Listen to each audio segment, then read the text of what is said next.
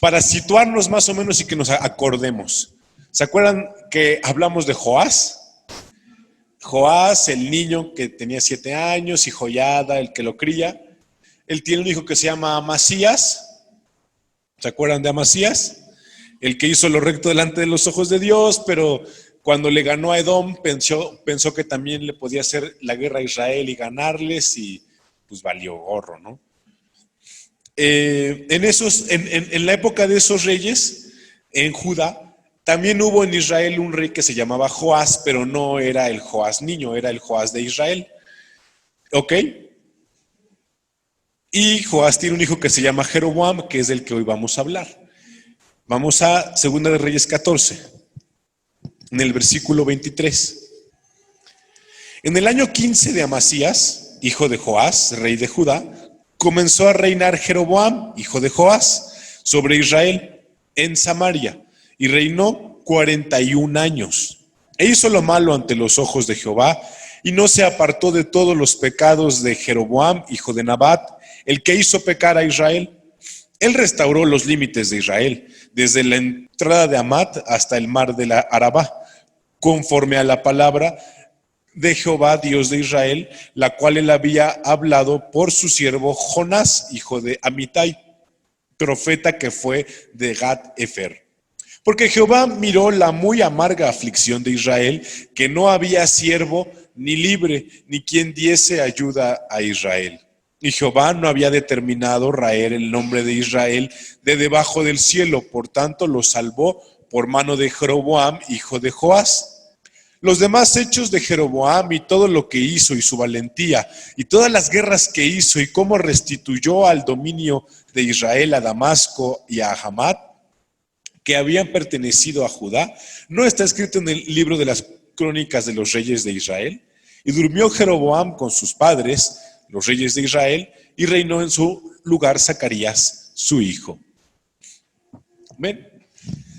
Jeroboam no se narra mucho al respecto, pero sabemos algunas cosas por otros libros de la palabra misma de Dios. Lo que aquí es importante notar es que Jeroboam, segundo, lo que hace es reconquistar ciertas partes y restablecer o delimitar la frontera de su reino en ciudades que había perdido ya anteriormente la nación en manos de otros reyes. ¿Estamos claros con eso?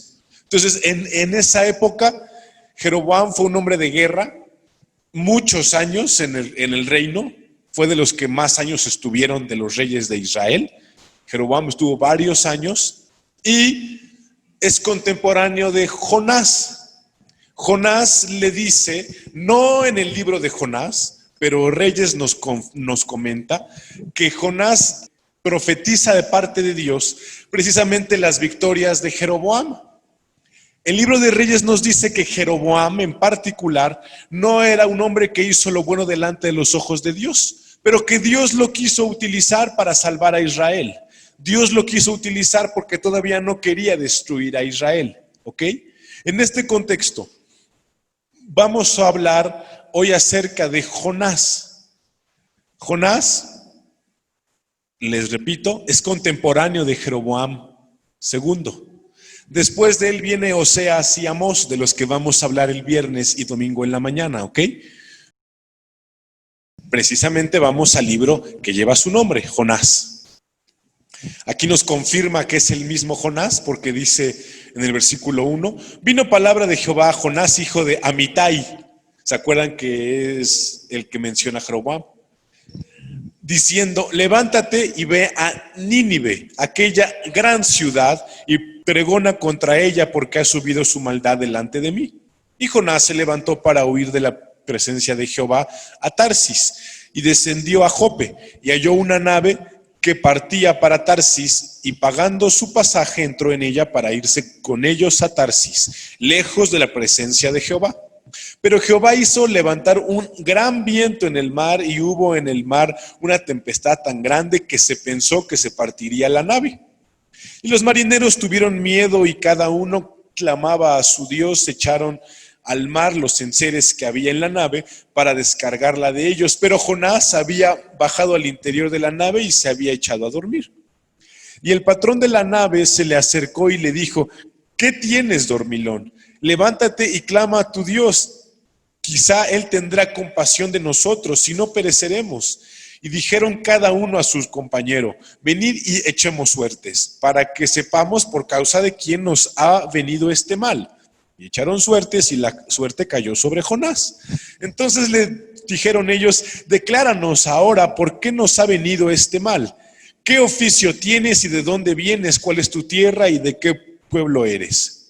Y él les respondió: soy hebreo, y temo a Jehová, Dios de los cielos, que hizo el mar y la tierra. Y aquellos hombres temieron sobremanera y le dijeron: ¿por qué has hecho esto? Porque ellos sabían que huía de la presencia de Jehová, pues él se los había declarado. Y le dijeron: ¿qué haremos contigo para que el mar se nos aquiete? Porque el mar se iba embraveciendo más y más. Él les respondió: tomadme y echadme en el mar, y el mar se os aquietará, porque yo sé que por mi causa ha venido esta gran tempestad sobre vosotros. Y aquellos hombres trabajaron para hacer volver la nave a tierra, mas no pudieron, porque el mar se iba embraveciendo más y más contra ellos. Entonces clamaron a Jehová y dijeron: te rogamos ahora, Jehová, que no perezcamos nosotros por la vida de este hombre, ni pongas sobre nosotros la sangre inocente, porque tú, Jehová, has hecho como has querido. Y tomaron a Jonás y lo echaron al mar, y el mar se aquietó de su furor, y temieron aquellos hombres a Jehová con gran temor, y ofrecieron sacrificios a Jehová e hicieron votos. Pero Jehová tenía preparado un gran pez que tragase a Jonás, y estuvo Jonás en el vientre del pez 3 días y 3 noches. Amén. Tú y yo ya hemos escuchado la historia de Jonás y que el pez se lo tragó y demás. Sí lo recordamos, ¿no? Pero aquí hay algo interesante que yo quiero contextualizar para que veamos, porque a veces Jonás nos parece una persona mala, rebelde, necia, enojona. Pero ¿qué es lo que estaba pasando? ¿Qué es lo que le pedía a Dios?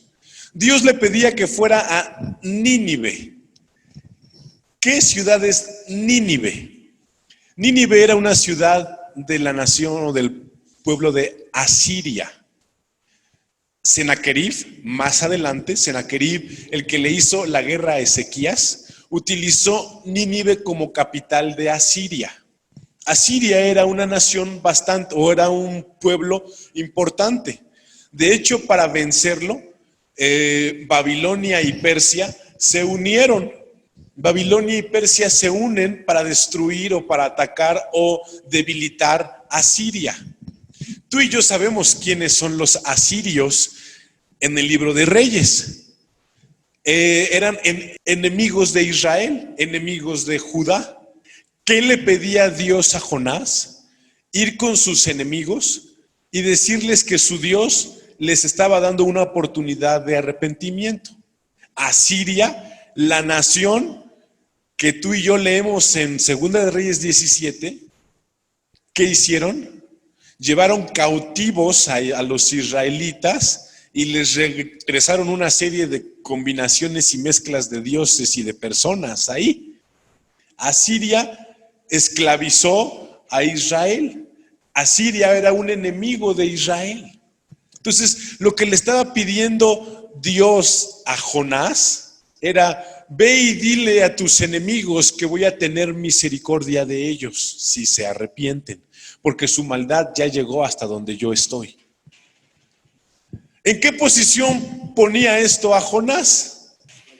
Traicionar a su pueblo. O sea, ¿tú cómo te sentirías de que cuál es la posición que toma Jonás hacia Dios? Porque Jonás se da cuenta, o Jonás dice: pero ¿qué onda, Señor? Si nosotros siempre oramos para que tú venzas a nuestros enemigos. Si nosotros siempre pedimos que tú nos ayudes en la batalla contra los que nos atacan. Si nosotros a ti siempre te pedimos que tú eres Jehová de los ejércitos, el que nos puede dar la victoria contra todas estas naciones idólatras. Y ahora nos estás pidiendo, o me estás a mí pidiendo, que yo vaya a la futura capital de Asiria y les diga que los quieres perdonar si se arrepienten. ¿Sí me doy a entender lo que estaba pasando por la vida de Jonás? Entonces, ¿qué hace Jonás? Quiere agarrar un barquito e irse al otro lado del mar Mediterráneo.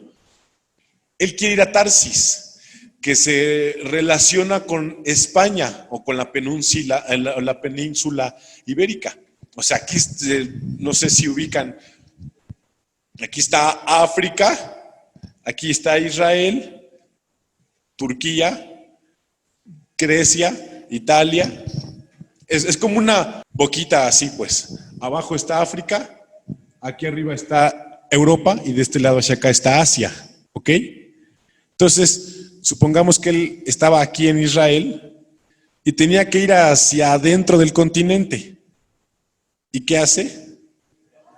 Se quiere ir al mar para irse para el otro lado, o sea, para agarrar el Mediterráneo en sentido contrario, pero hasta España. ¿Sí me doy a entender? Dicen él, yo no voy a ir a hacer eso que dice el Señor. O sea, ¿cómo es que yo voy a irle a decir a nuestros enemigos que se arrepientan? Además, Señor, pues ¿qué onda? ¿Por qué quieres tener misericordia de ellos? ¿Y qué pasa? Pues que se mete al barquito que tú y yo ya conocemos y empieza a haber una tormenta inusual. La gente, los marineros saben cuando vienen las tormentas. Pero eso era algo inusual. Decían, no, es que esto no puede ser, o sea, esto no es un viento, no es un ciclón, hay algo aquí extraño. Y todo el mundo se empieza a decir, bueno, pues ¿qué será? A ver, hay que orar, o tú a tu Dios y yo a mi Dios y tú a tus dioses, para ver qué hacemos o qué está pasando. Y Jonás estaba jetoncísimo abajo, echándose una pestañita para ver si ya llegaban a España rápido o no. Y entonces, ¿qué pasa? Que dicen, oye, tú ya despiértate, dormilón. No, pues ¿qué pasó? Pues que no sabemos qué onda. Se nos está hundiendo el barco. ¿Qué hacemos? Y echaron suertes y resulta pues que tú eres el culpable. ¿Qué estás haciendo? ¿Quién eres? No, pues yo soy Jonás, profeta de Dios, que me dio una indicación y no la quiero acatar. Luego ya leemos la oración de Jonás en Jonás 2. Y dice en el versículo 1, entonces oró Jonás a Jehová su Dios desde el vientre del pez y dijo, invoqué en mi angustia a Jehová y él me oyó. Desde el seno del Seol clamé y mi voz oíste. Me echaste a lo profundo en medio de las mares y me rodeó la corriente, todas las ondas y tus olas pasaron sobre mí. Entonces le dijo, desechado soy de delante de tus ojos, mas aún veré tu santo templo. Las aguas me rodearon hasta el alma, rodeame el abismo. El alga se enredó en mi cabeza, descendía a los cimientos de los montes, la tierra echó sus cerrojos sobre mí para siempre, mas tú sacaste mi vida de la sepultura, oh Jehová, Dios mío. Cuando mi alma desfallecía en mí, me acordé de Jehová, y mi oración llegó hasta ti en tu santo templo. Los que siguen vanidades ilusorias, su misericordia abandonan, mas yo, con voz de alabanza, te ofreceré sacrificios, pagaré lo que prometí. Las salvaciones de Jehová. Y mandó Jehová al pez y vomitó a Jonás en la tierra. Vino palabra de Jehová por segunda vez a Jonás, diciendo, o sea, ya sacó el pez, bueno, Jonás, reincorpórate y escúchame. Levántate y ve a Nínive, aquella gran ciudad, y proclama en ella el mensaje que yo te diré. Y se levantó Jonás y fue a Nínive conforme a la palabra de Jehová. Y era Nínive ciudad grande en extremo, de 3 días de camino. Y comenzó Jonás a entrar por la ciudad camino de un día y predicaba diciendo, de aquí a 40 días Nínive será destruida.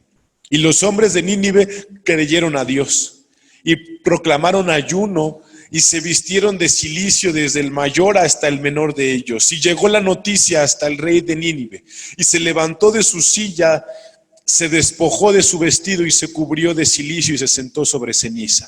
E hizo proclamar y anunciar en Nínive por mandato del rey y de sus grandes, diciendo: hombres y animales, bueyes y ovejas, no gusten cosa alguna, no se les dé alimento ni beban agua, sino cúbranse de cilicio hombres y animales y clamen a Dios fuertemente, y conviértase cada uno de su mal camino, de la rapiña que hay en sus manos. Quién sabe si se volverá y se arrepentirá Dios y se apartará del ardor de su ira, y no pereceremos. Y vio Dios lo que hicieron, que se convirtieron de su mal camino, y se arrepintió del mal que había dicho que les haría, y no lo hizo.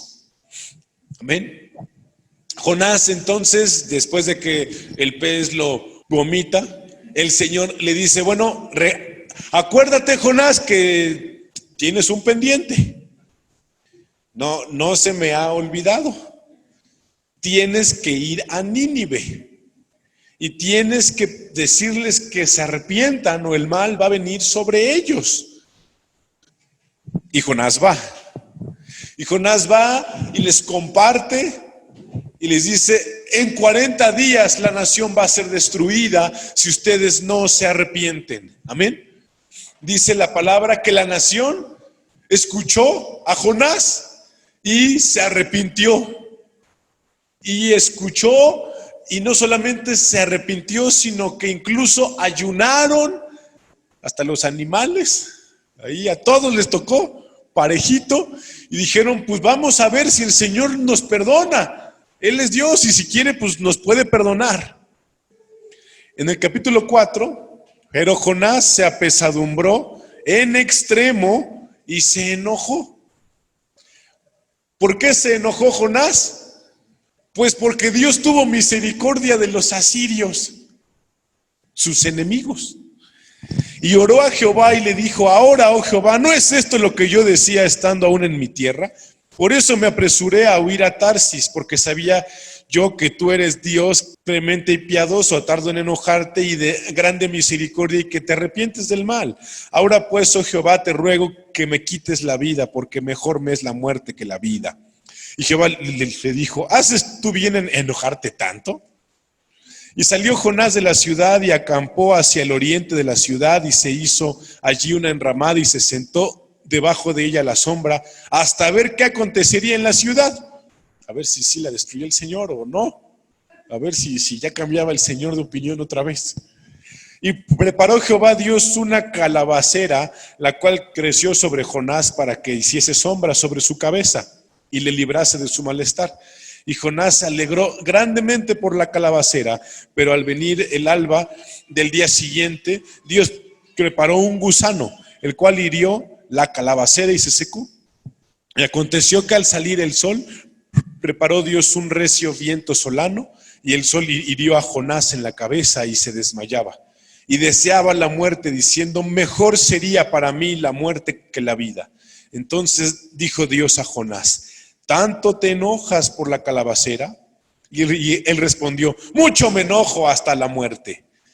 Y dijo Jehová: tuviste tu lástima de la calabacera, en la cual no trabajaste, ni tú la hiciste crecer, que en espacio de una noche nació y en espacio de una noche pereció. ¿Y no tendré yo piedad de Nínive, aquella gran ciudad donde no hay más de 120,000 personas que no saben discernir entre su mano derecha y su mano izquierda, y muchos animales? Y así acaba el libro de Jonás. Se lee rápido, ¿no? Entonces, ¿qué pasó con Jonás? El Señor extendió su misericordia sobre Nínive. Sí los perdona. Y Jonás se molesta y se enoja y dice: ¡ay, ya ves, Señor! Ya sabía que los ibas a perdonar. Se enoja y se va al monte para ver lo que le iba a pasar a la ciudad. Ahí está enojado, sentado, a ver si la ciudad se destruía o no, o qué pasaba en ese lapso. Y el Señor le pone una calabacera para que le dé sombra en la cabeza un ratito, porque imagínate, estaban en el desierto, ¿no?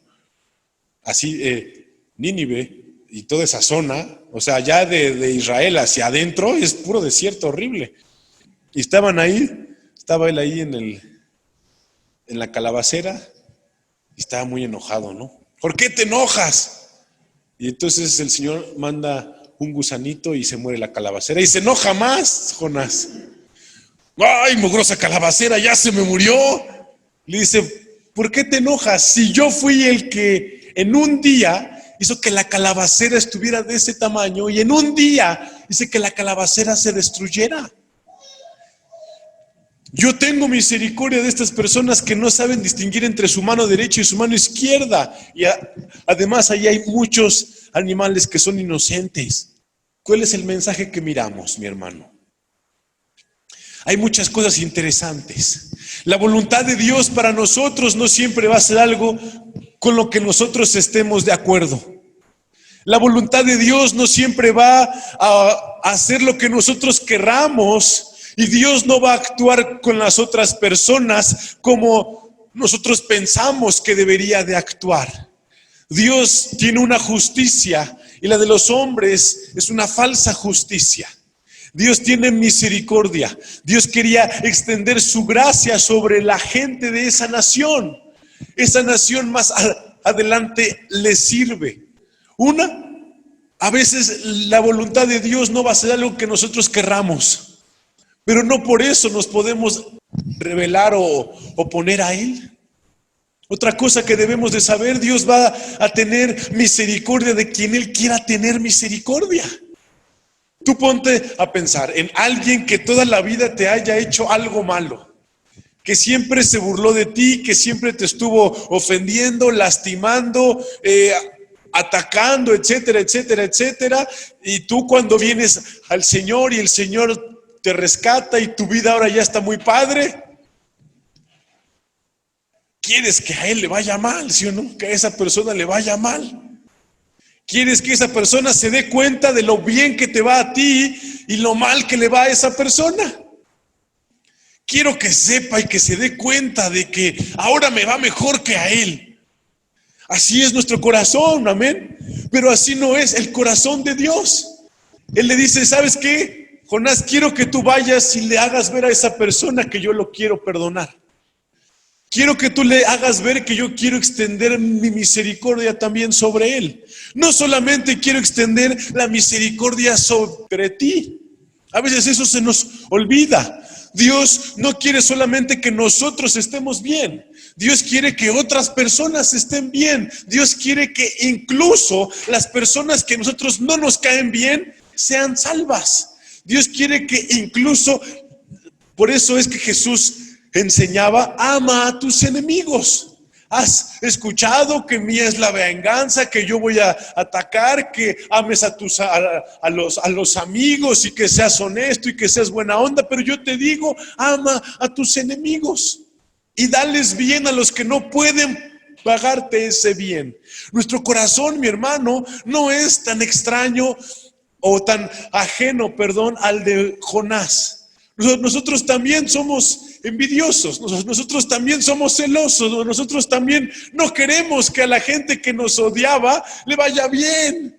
No queremos que a la gente que se burla de nosotros le vaya bien, pero Dios sí quiere salvarlos. Pero Dios sí quiere rescatarlos, pero Dios sí quiere tener misericordia de ellos como también la tuvo de nosotros, porque también nosotros fuimos enemigos de otras personas. O sea, Jonás le dice, ay Señor, pero ¿por qué quieres que vaya con los asirios?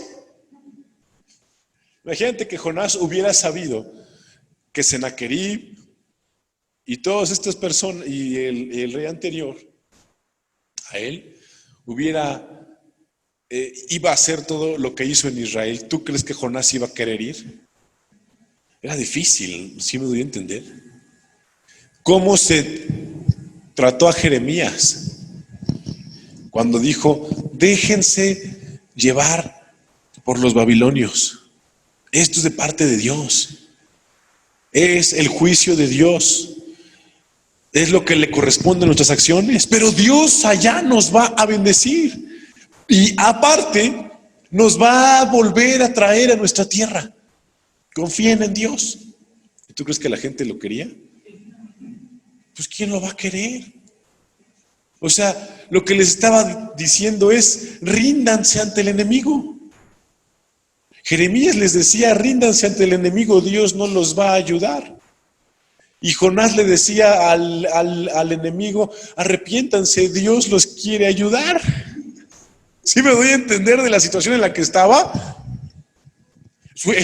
Es una situación difícil, emocionalmente difícil, pero es a lo que Dios nos llama, a reconciliar a las almas con su Creador, a reconciliar a los enemigos de Dios con Él, porque nosotros también antes éramos enemigos de Dios, haciendo lo que nosotros queríamos hacer, satisfaciendo nuestra carne, sirviendo a los ídolos, pero no a Dios. Éramos enemigos de Dios porque nos deleitábamos en hacer el mal. Y Dios envió a Jesucristo. Y Jesucristo no huyó ante esa labor. Jesucristo, a diferencia de Jonás, ¿qué hizo? Vino a lo vil, vino a los fariseos, vino a los judíos, vino a este mundo y les dijo, ¿saben qué? Mi Padre Celestial ha establecido que hay salvación para ustedes. La labor que hace Jonás y la labor que hace Jesucristo era la misma. Ir con los enemigos y decirle a esas personas, ¿sabes qué? Dios te quiere rescatar, Dios te quiere salvar. Mi hermano, lo mismo iba a ser de complicado para Jesús. ¿Sí me doy a entender? Jesús se veía en la misma situación. Venir con los humanos a decirles, ustedes me van a matar y yo sí sé que me van a matar. Jonás no sabía que Asiria iba a esclavizar a Samaria, pero Jesús sí sabía que a los suyos vino, pero lo suyo no le recibió. Él ya sabía que iba a morir en una cruz. ¿Sí me doy a entender? Jesús ya sabía que venía a traer un mensaje a las personas que lo iban a matar, a escupir, a golpear. Y no por eso lo hizo de una mala gana, dice la palabra, que hasta el final y hasta el último aliento quiso que la gente se pudiera salvar, quiso que la gente se pudiera reconciliar con Dios. O leía, no recuerdo qué apóstol fue.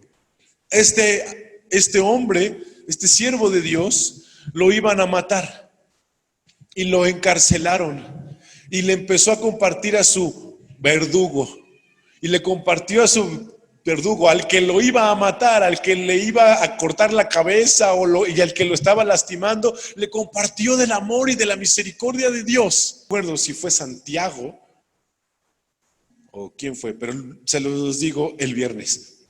El chiste es que este cuate le comparte a su verdugo y su verdugo el día de la ejecución del apóstol le dice, ¿sabes qué? Pues nos van a tener que matar a los dos porque yo comparto esa fe también.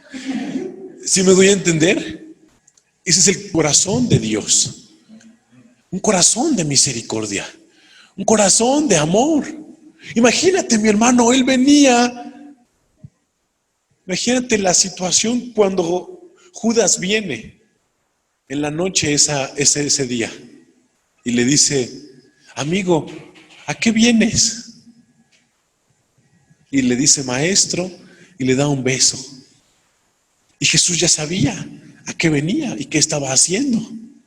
Y le dice, amigo, le dice, yo vine a salvarte, Judas. Yo vine a rescatarte, yo vine a traer misericordia para todos los hombres. Aunque sé, dice. Lo mismo pasó con Pedro, ¿sí o no?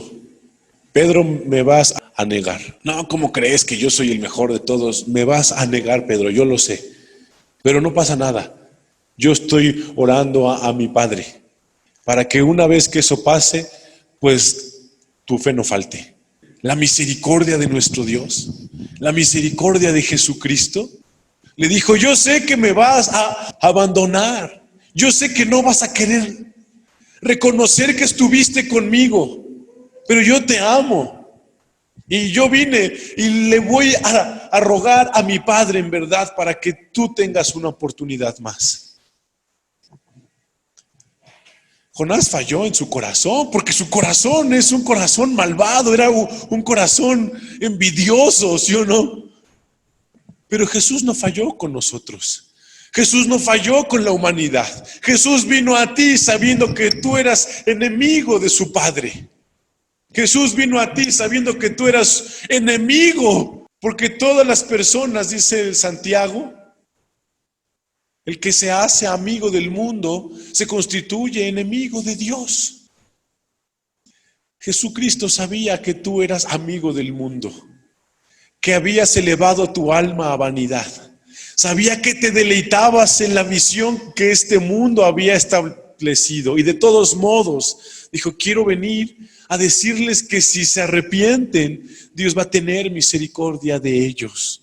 Incluso, la palabra nos dice que no es justificación el no amar a nuestros enemigos, porque Jesucristo nos amó a nosotros.